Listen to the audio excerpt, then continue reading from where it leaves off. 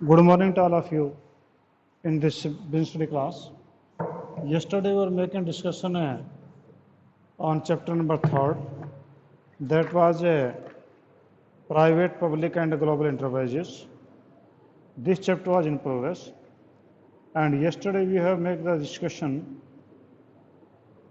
on the public corporations. तो हमारा public corporation इसके बारे में डिस्कशन में किया था. या पब्लिक कॉरपोरेशन कहें या इसको हम स्टैट्यूटरी कॉरपोरेशन पे हम इसको बोलते हैं. तो इस पर हमने डिस्कस किया था. तो पब्लिक कॉरपोरेशन है या स्टैट्यूटरी कॉरपोरेशन मैंने बोला था कि ऐसे कोई भी बिजनेस या ऐसे कोई भी corporations which are created by the government in the parliament और in the legislative assembly for the welfare of the public, not for the profit making. आम जनता के लिए बनाए जाते हैं पार्लियामेंट के अंदर या आपके राज्य में है तो विधानसभा के अंदर, ताकि लोगों का भला हो सके. तो इसका प्रॉफिट मोटिव इनका नहीं होता, बल्कि इनका सर्विस मोटिव इनका मेन एम होता है. तो इसमें आपके मैंने बताए थे एग्जाम्पल जो दिए थे वो आपका इंडियन एयरलाइंस है, एयर इंडिया है, आपका इसी प्रकार से स्टेट बैंक ऑफ इंडिया है, लाइफ इंश्योरेंस कॉरपोरेशन है, फूड कॉरपोरेशन ऑफ इंडिया है, oil and natural gas corporation है. तो ये सारे के सारे क्या हैं? ये सभी के सभी आपके पब्लिक कॉरपोरेशंस हैं. ठीक है. तो इसकी मैंने आपके फीचर्स भी कल बताई थी. वो पहला कि ये जो है created by an act in parliament और the central state legislative assembly, कि पार्लियामेंट के अंदर बनाए जाते हैं. दूसरा था कि इसकी जो लिमिटेशंस हैं, पावर और ऑब्जेक्टिव हैं, वो एक्ट के अंदर ही बना दिए जाते हैं. जो एक्ट पास किया गया उसी में लिख दिए जाते हैं, बार बार इनको चेंज करने की जरूरत नहीं होती है. और ये जो है स्टेट गवर्नमेंट या सेंट्रल गवर्नमेंट के कंट्रोल में काम करते हैं, क्योंकि इन्हीं के नॉमिनेटेड लोग जो है वो इसको चलाते हैं. और उसके बाद कह रहा है कि एक सेपरेट लीगल एंटिटी होती है, कि इसकी जो है ये एक अलग सेपरेट एंटिटी है. पार्लियामेंट के अंदर एक्ट बना दिया, एक्ट के अनुसार रजिस्टर्ड किया गया था. तो अब कोई भी कॉरपोरेशन अपने नाम से कोई प्रॉपर्टी जो है वो खरीद सकता है, कोई लायबिलिटी क्रिएट कर सकता है. और इसमें जो है केस जो है वो कॉरपोरेशन पे होगा, ना कि सरकार पे होगा. जबकि डिपार्टमेंटल अंडरटेकिंग में क्या था कि सरकार पे केस करना होता है, एक प्रकार से किसी कर्मचारी पे केस किया सरकार पे केस माना जाता था. पर यहाँ पर तो कॉरपोरेशन पे केस माना जाएगा. फॉर एग्जांपल, अगर बिजली बोर्ड ने आपका बिल गलत दे दिया तो आप बिजली बोर्ड पे केस कर सकते हैं. ठीक है. तो इसका ये बोर्ड पे केस हुआ, ना कि सरकार के ऊपर. ठीक है. और ये जो है मैनेजमेंट इसकी जो गवर्नमेंट नॉमिनेटेड लोगों के द्वारा होती है, जो कि डायरेक्टर्स हैं, बोर्ड ऑफ डायरेक्टर हैं, वो आपकी स्टेट गवर्नमेंट या सेंट्रल गवर्नमेंट जो है दैट नॉमिनेट दिस डायरेक्टर्स. और इनके अपने खुद के रूल एंड रेगुलेशंस होते हैं आपके रिक्रूटमेंट के लिए, यानी कर्मचारियों की भर्ती अपने तरीके से करते हैं और तनख्वाहें भी अपने तरीके से देते हैं. जबकि डिपार्टमेंट अंडरटेकिंग में उनकी भर्ती जो है यूपीएससी या एसएससी या एचएसएससी के द्वारा होती थी. और उनका जो है सरकार जब अपना तरीके से जो आपका जो सर्वेंट एक्ट है उसके अनुसार उनको तनख्वाहें देती थी. पर यहाँ पर सिविल सर्वेंट एक्ट तो सिविल सर्वेंट एक्ट के अनुसार तनख्वाह देती है. तो इसमें जो है इनके खुद के नियम अपने तरीके से तनख्वाह देंगे. ठीक है. और इसमें जो है ऑटोनॉमी यानी एडमिनिस्ट्रेटिव ऑटोनॉमी इनके पास में अच्छी होती है, क्योंकि इनमें ऐसा मान के चलते हैं कि सरकार कम से कम जो है पंगा लेती है इनके साथ में, कम से कम जो है इनको हस्तक्षेप कम करती है. ये कहने की बात है वैसे. ठीक है. इसका मेन मोटिव जो है वो सर्विस होता है, ना कि प्रॉफिट अर्निंग. और इसका जो 9th पॉइंट था कि अकाउंटेबल ऑफ पार्लियामेंट के लिए, कि पार्लियामेंट में जवाबदेही होती है कि पूरे कॉरपोरेशन से पूरे साल में क्या कुछ किया, उसकी एनुअल रिपोर्ट जो है वो आपके पार्लियामेंट में या लेजिस्लेटिव असेंबली के अंदर विधानसभा में जाती है और वहाँ पर इसका डिस्कस किया जाता है.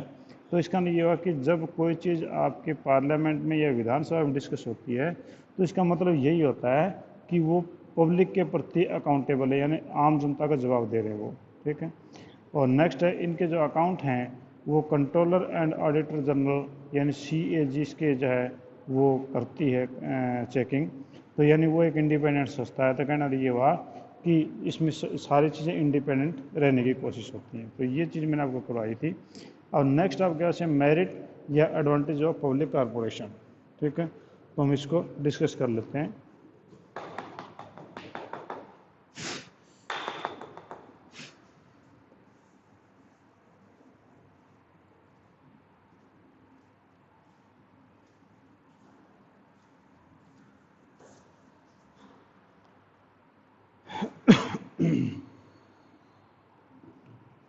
मेरिट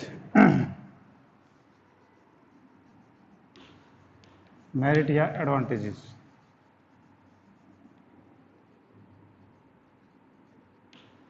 मेरिट या advantages of public corporation.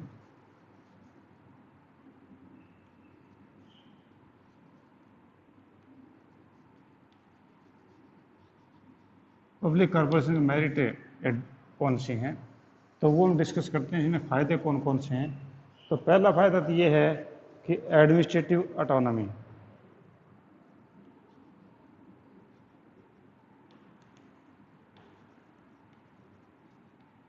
Administrative autonomy, पहले दिन की एडमिनिस्ट्रेटिव ऑटोनॉमी होता है स्वतंत्रता, कि इन लोगों को जो है एडमिनिस्ट्रेटिव ऑटोनॉमी माना जाता है, क्योंकि ये सारे के सारे जो हैं वो कॉरपोरेशन की डीलिंग जो है या मैनेजमेंट जो है वो इंडिपेंडेंट होती है और आपकी जो है फ्लेक्सिबल होती है, कि जैसा चाहे कॉरपोरेशन अपने नियमों को रूलों को बदल सकते हैं। जैसे कि आपका बिजली बोर्ड है, अब टाइम टू टाइम अपने रूलों को बदलता रहता है, कोई विधानसभा में डिस्कस करने की जरूरत नहीं है, कोई मंत्री से बात करने की जरूरत नहीं है। जो इनके बोर्ड ऑफ डायरेक्टर हैं वो जैसे भी रूल को बदलना चाहे बदल सकते हैं, ठीक है, यानी एडमिनिस्ट्रेटिव ऑटोनॉमी है। Second is quick decision. Quick decision,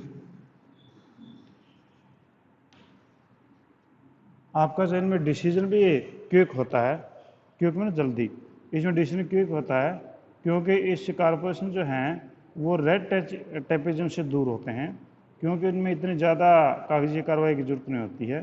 तो यहाँ पर जो है कम है फाइल वर्क है और फॉर्मेलिटीज़ भी कम होती हैं, तो यहाँ पर डिसीजन मेकिंग जो वो जल्दी हो जाता है। यानी आपके बोर्ड ऑफ डायरेक्टर ने जो फैसला किया उनके कागज़ अपने आप पूरे होते रहेंगे, बस वो चीज़ इम्प्लीमेंट हो जाती है तुरंत। यानी कहना मतलब यहाँ पर डिसीजन ईजिली हो जाता है। सर्विस मोटिव,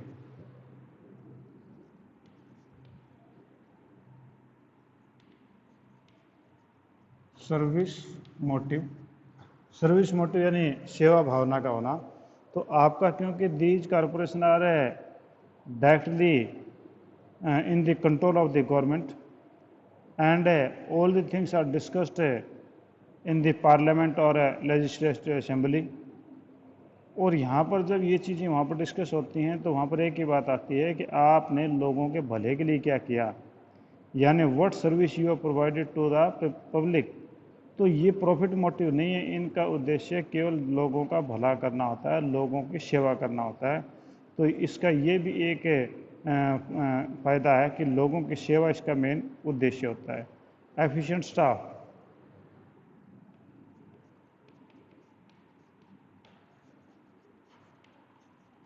एफिशिएंट स्टाफ यानी स्टाफ जिनका काबिल होता है।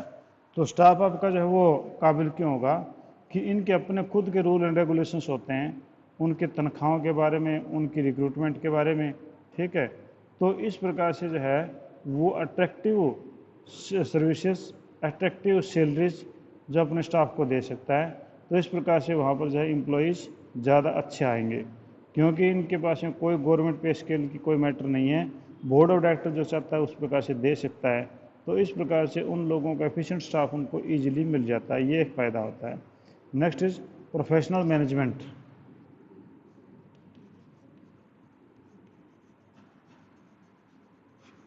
प्रोफेशनल मैनेजमेंट,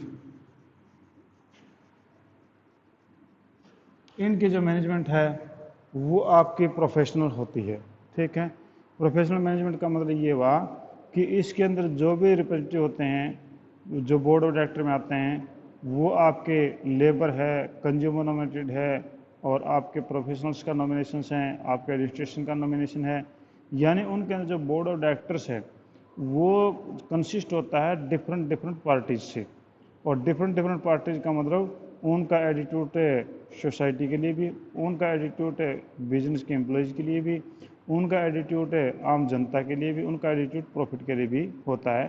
तो यानी सभी प्रकार के इस प्रकार के जब बोर्ड ऑफ डायरेक्टर कंस्टिट्यूट होता है तो ये इसके मेनली आपके 5 प्रकार के फ़ायदे हैं।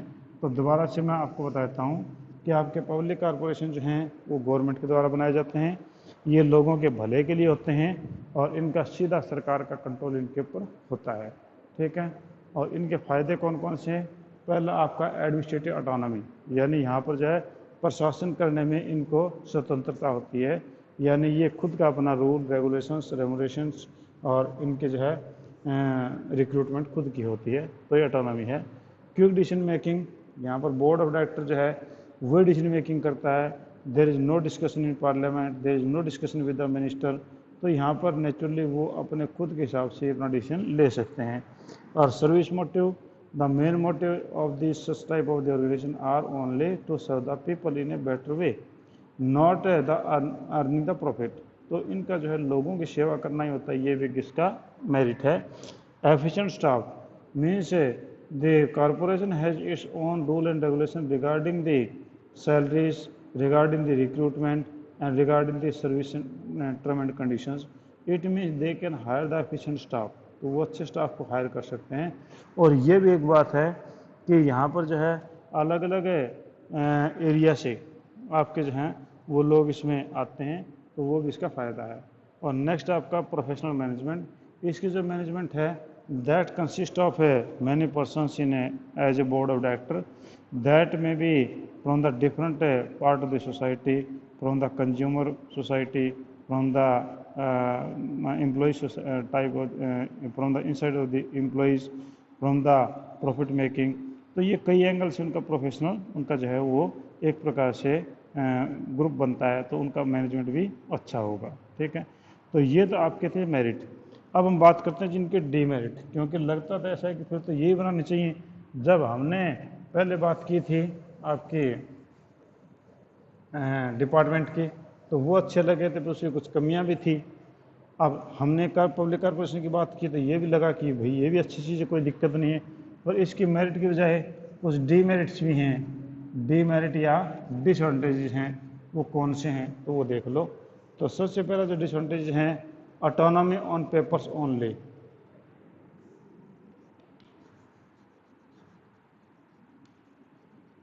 Autonomy on papers only. ये कहता है कि इन कॉरपोरेशन की ऑटोनॉमी के बारे में जो बात की गई थी ना, तो वो तो केवल ऑटोनॉमी ओनली ऑन पेपर्स ही होती है, कि इसमें जो है फ्लेक्सिबिलिटी वगैरह वगैरह जो है वो नेम शेक है, केवल नाम मात्र की होती है। प्रैक्टिकली तो बात ये है कि आपके जो मिनिस्टर्स हैं गवर्नमेंट के, वो डिफरेंट पॉलिटिकल पार्टीज से आते हैं, और वो लोग नेचुरली यहाँ पर जो बोर्ड ऑफ डायरेक्टर बनाते हैं उनमें अपने ही पॉलिटिकल लोगों को भेजते हैं, अपनी पार्टी के लोगों को भेजते हैं।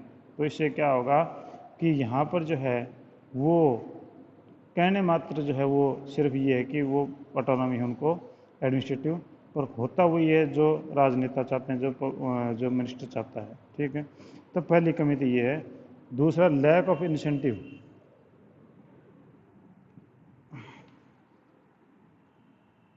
लैक ऑफ इनिशिएटिव,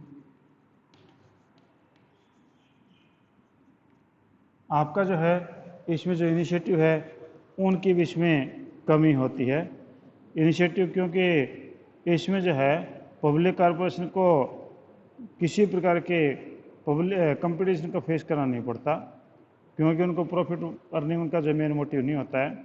इसलिए यहाँ पर एम्प्लॉयज़ जो है वो ज़्यादा इनिशिएटिव नहीं लेते प्रॉफिट को बढ़ाने में, क्योंकि उनको पता है कि प्रॉफिट हमने कमाना नहीं है, पब्लिक के लिए काम करना है।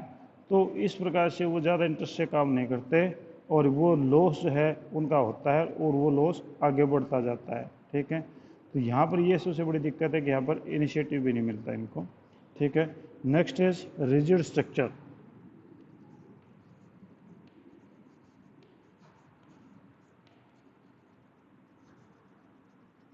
रिजिड स्ट्रक्चर, आपका जो स्ट्रक्चर है, जो यानी इनका एडमिनिस्ट्रेटिव स्ट्रक्चर है, वो काफ़ी रिजिड बन जाता है, यानी कठोर हो जाता है।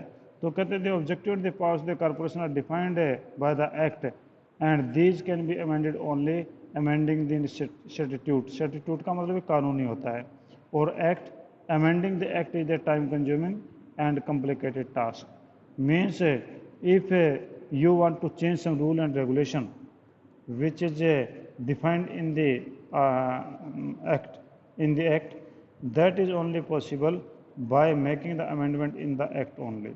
And making the amendment in act it happens only in the parliament और द लेजिस्लेटिव असेंबली। तो यहाँ पर जो है ये फिर काफ़ी टाइम कंज्यूमिंग हो जाता है। Next is unfair practices.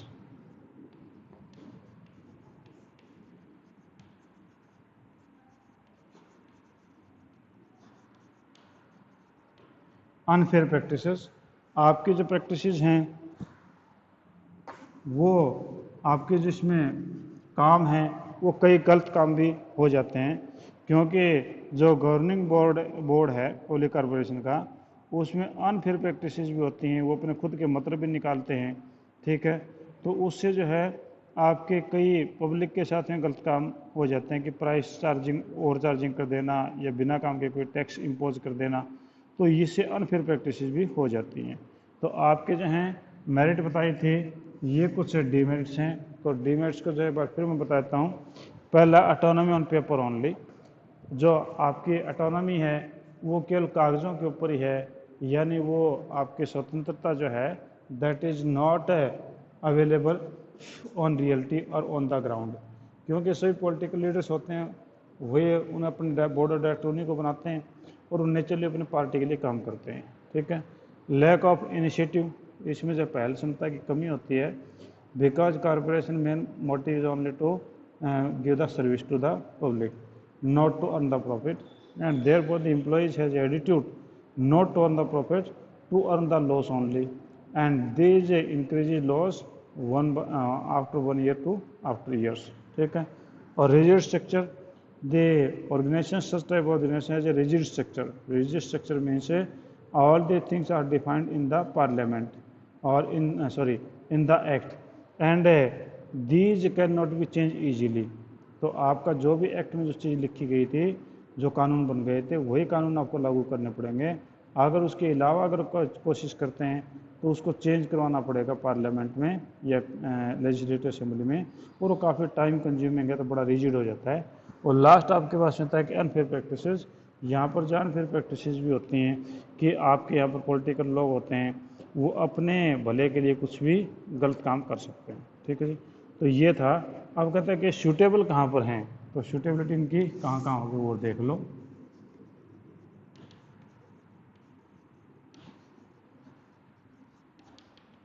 Suitability यानी किन किन जगह पे कामयाब हो सकते हैं ये। पहला, where undertaking requires monopoly of powers, ठीक है। तो जहाँ पर जो है रिक्वायर्स मोनोपोली, रिक्वायर्स मोनोपोली, यानी मोनोपोली होता है एकाधिकार। एकाधिकार कहाँ, और कोई दूसरा आदमी आपको आपके सामने होगा ही नहीं। तो जहाँ पर आपके जो है मोनोपोली की जरूरत है इस प्रकार के बिजनेस में, तो वहाँ पर ये कामयाब है। जैसे कि बिजली बोर्ड हैं, अब बिजली बोर्ड में सारा का सारा पावर से रिलेटेड मैटर है, तो पावर से रिलेटेड मैटर है, तो ये जो हैं वो मोनोपोली की रिक्वायरमेंट है कि उसमें लोगों को सस्ती बिजली दी जा सके, अच्छा जो इंफ्रास्ट्रक्चर दिया जा सके। अगर प्राइवेट लोगों को देंगे तो वो गांव तक नहीं पहुंचेंगे, वो दूर दराज एरिया में नहीं पहुंचेंगे, क्योंकि वो तो केवल वहीं पर काम करेंगे जहाँ पर उनको रेवेन्यू जनरेट होता है। तो पहला तो आपका ये है कि मोनोपोली पावर्स की रिक्वायरमेंट है। दूसरा है रिक्वायर सोशल पावर्स, ठीक है, कि where undertaking require social powers.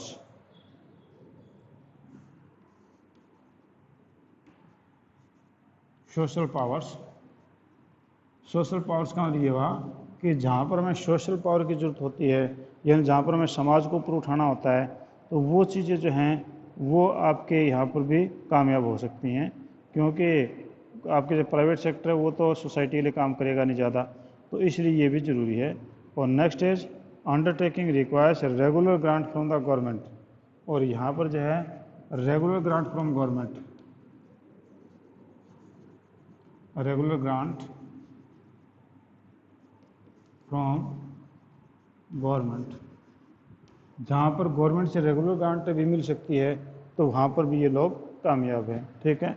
तो सूटेबिलिटी जो है, जहाँ पर मोनोपोली की ज़रूरत है उस जगह सूटेबल है, जहाँ पर समाज को पावर देने की बात है वहाँ पर ही सूटेबल है, और जहाँ पर गवर्नमेंट से रेगुलर उनको जो है ग्रांट मिल सकती है तो वहाँ पर भी ये सूटेबल है, ठीक है जी। तो आज हमने जो है वो आपके किए थे पब्लिक कारपोरेशंस, और कल हम स्टार्ट करेंगे जी गवर्नमेंट कंपनीज। ठीक है, any point you want to ask, कोई ऐसी चीज़ हैं जो आप मेरे डिस्कस करना चाहते हैं तो आप मेरे डिस्कस कर सकते हैं। ठीक है, आपके पास अभी टाइम है 5-4 मिनट का, तो आप डिस्कशन कर सकते हैं मेरे साथ में।